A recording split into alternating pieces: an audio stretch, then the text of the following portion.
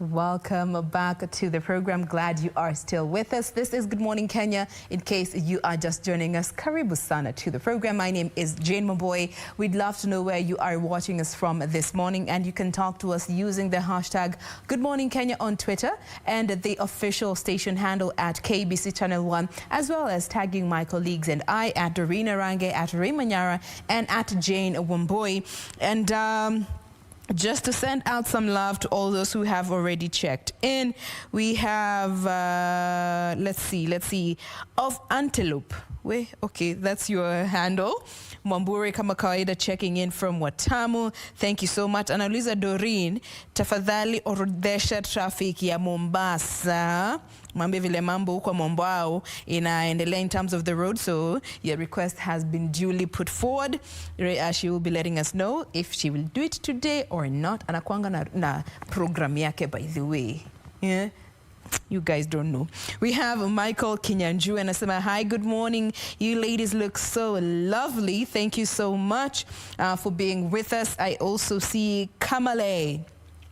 And Asema, looking good, ladies. Where is the man? Tuned in from Kirinyaga. The man is not here. It is the women.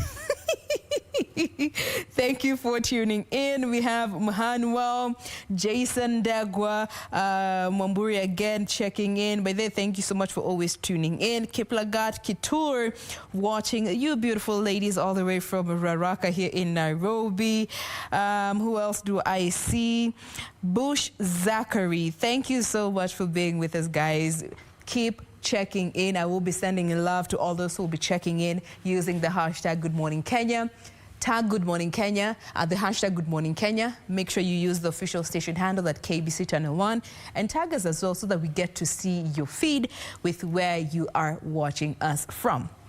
So right now we want to get into our lifestyle conversation. And as I had mentioned earlier, we have been keen on just trying to get your year rolling off on the right note. And so far we've had two discussions revolving around New Year resolutions, and how the first one was in regards to what you need to change about yourself. The second one was in regards to how you need to keep your resolutions on track. And today we're going to be looking at different aspects about New Year's resolution, and this is all about strategy and mentorship, and more specifically for the younger people. That I find is the biggest category that struggle with seeing some of these resolutions come through. We start so pumped, so psyched up, but along the journey you lose focus, and you're like, next day takuja, we'll try again. So you're dealing with things you had resolved to do back in 2016, you are still struggling to do them now. What strategies need you put in place? Well, to help us with this conversation this morning, I have one gentleman, that is David Njeru, joining us for this conversation. He's a man with many titles, but for the purpose of this conversation, we will go with author as well as a leadership and purpose trainer. Karibu sana, David. Thank you so much, Jen. Thank you for making time to be with us this morning. Welcome. You could start by saying hi to our viewers and maybe giving us your social media handles. All right. Hi, viewers. My name is Reverend David Njeru, and my social handles are Facebook, David Njeru Pastor, and then Twitter, at Njeru Pastor. Yes. David Njeru. And then YouTube, you'll also find me, David Njeru. All right, so check him out, and you can also direct any questions or things that you may need to him on a very personal basis. Right. So before we even get deeper into the conversation, I just want to hear from you on a personal point of things. What do you think is the biggest problem when it comes to the youth and failing to strategize for what they want, generally speaking, before we get to the details? Well, generally speaking, we find that the youth normally have a lot of energy. Yeah. And they think they can run from January 1st to December 31st without any break and without refueling, so to speak. They want to sprint. They want to sprint, and they don't want even to have some breaks along, and they think that they can do everything at the same time. And they want everything cooked like a microwave. Put something there. That is against, it is done. And that is, I think, I totally agree with that. We're living in a microwave generation. Instant gratification has sort of clouded how we view life, and consequently we want that microwave behavior for everything. But let's talk a bit about strategy. From your point of interaction and from your own experience, how would you define strategy in an individual's life? First of all, I'd like to say that strategy is something that you deliberately think about, something that you take time to put together and analyze and say, this is where I am today, and this is where I want to be tomorrow. So it's like drawing a line. I am at point A and I want to be at point B. And personally, being a pastor, being a leadership trainer, being a coach, I've seen a lot of things, a lot of mess in people's lives. And most of the time, the first thing to do is slow down. Look at yourself. You may not have a side mirror, but look at where you have come from, where you are, and where you want to go. That is the biggest problem, because somebody wants just to run and run and run and doesn't know where he's running. You know, even a car runs out of fuel, it needs to take a break. So I want us to get into the different aspect of what strategy entails. And I like the fact that you've mentioned that people don't take time to plan ahead.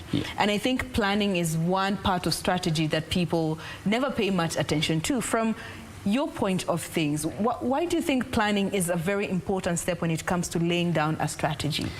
Planning is important in this one boy, that if you don't take time to plan, you have already planned to fail. Let me give an example with myself. I normally wake up at around 3 in the morning. When I wake up, I do my devotion. After doing my devotion, I watch an inspirational video. After doing an inspirational video, I listen to cool music. Then after that, I read a book. Like today, I read a book which is very inspirational, and I read a chapter. So then after that, I plan how my day would be. I left the house very early, about 6 in the morning, because I knew by 7 I needed to be in town, because sometimes when you make a mess, you can't say that, you can't give an excuse of the jam, because actually somebody normally gets late, not when he arrives, but when he started. That is very key.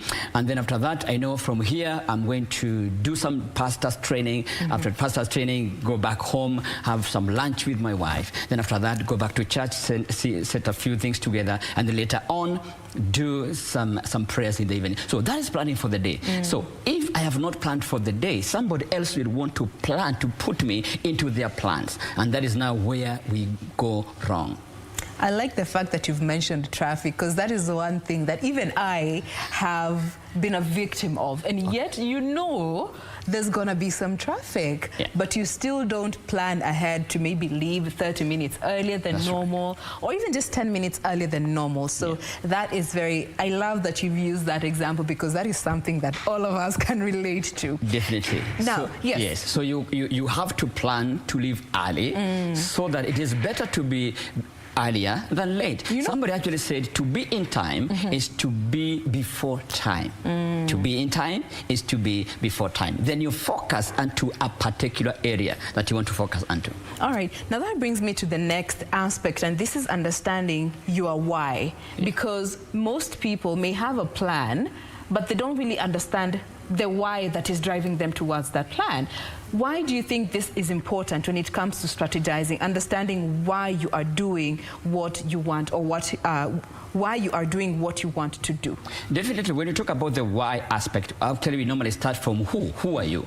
And we may come to that, but when you talk about why, it is the result that you want to achieve. I may sing Amazing Grace, how great you are. That's a song. Then I say, Amazing Grace. You see, now those are two different kinds of singing. So the first one was just singing because it's a song, is a singer. The second person, who is still me, knew why he was singing the way he was singing. Now the thing is, what effect do you want to leave behind after you have done what you want to do? So what result do you want to achieve? What legacy do you want to leave behind? So that now explains the question of why. Why you're doing what you're doing, and why it is important to be part of your strategy.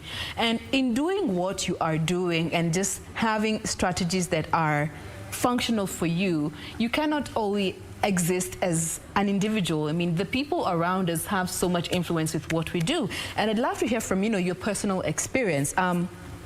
the role that the support system around you has had to play towards your strategies and your plans coming to fruition, and consequently, more specifically, your resolutions, things that you resolve to in line with the support system around you. I may want to give an example that happened 2 years ago, actually almost 2 years ago, the year 2019, 23rd of September. Okay. It was a dark day for us when we lost our girl, the firstborn girl, in the Precious Talent School tragedy. And while we were still within that vicinity, and when we came back at home in the evening, our house was actually, it was like not our house. Why was that so?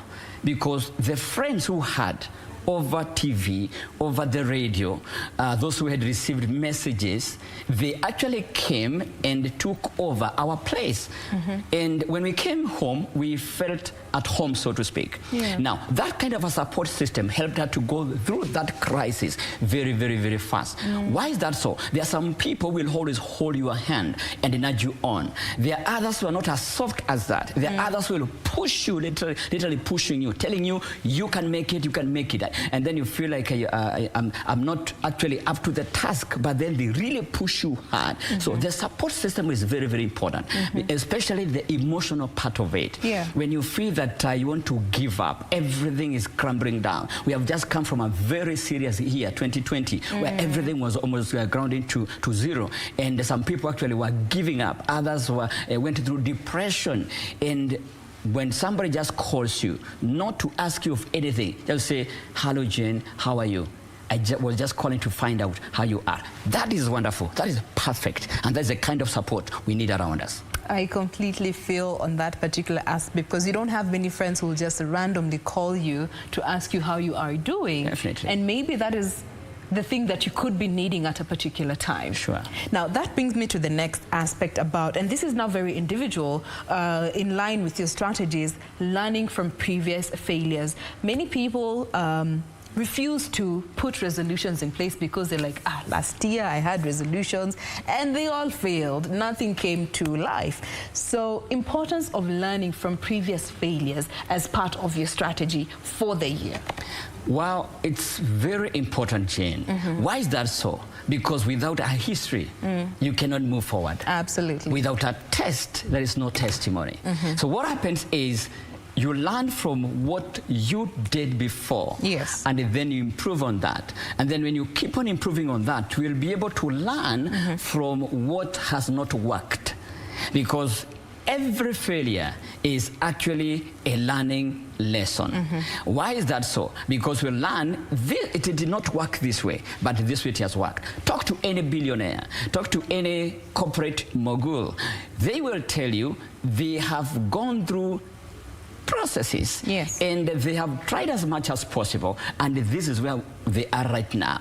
They did not just start today and tomorrow the company is blossoming. There must be a process, and that process is very key.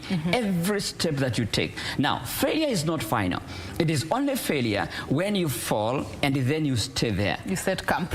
Dust yourself. Inuka na uendelee na kuangaza. All right, and that, before we actually take a break, that actually genuinely ushers me to my next aspect, and in understanding that baby steps are important when taking off, because we always want to make those big steps. We want, just the good example you've given, you want to start a business today and tomorrow you are running the industry, and that consequently leads to so much failure. Definitely. So understanding that baby steps are part of the process and part of the strategy, should be part of the strategy. Definitely should be. Like let me also give my own example. This particular book at You Are Not a Failure. This is a book I wrote immediately after the incident of 2019.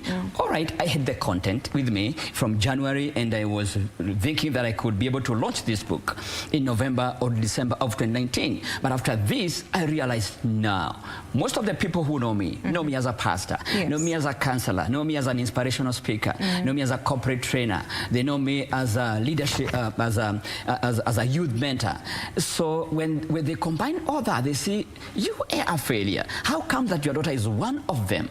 But you see, one of the victims, but you see, when we say, why mine, then it is like saying we want somebody else's to be in that situation. So in that situation, I sat down and I wrote this book, You Are Not a Failure. And when I was writing this, I was also actually talking to myself. You are not a failure. And right here, we have some strategies of how you can be able to move from point A to point B up to Z in a systematic manner, so that you cannot be able to sit where you are. And also we are saying it is not how long you live, but what you live for. Love that. At that particular, I don't want to even add on to that. I want us to take a very quick break, but we'll be right back to continue with this conversation. If you are a young person, we'd love to hear from you. So talk to us using the hashtag Good Morning Kenya on Twitter. I will be back to address your issues after this breather. Stay with us.